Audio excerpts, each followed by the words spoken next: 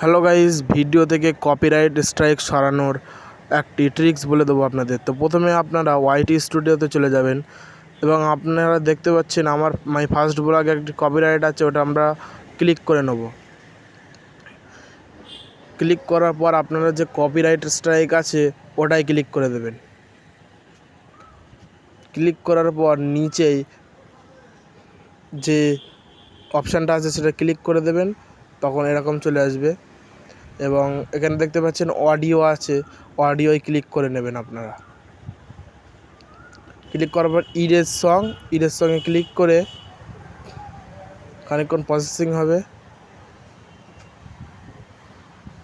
তারপর erase song click করে save করে নেবেন।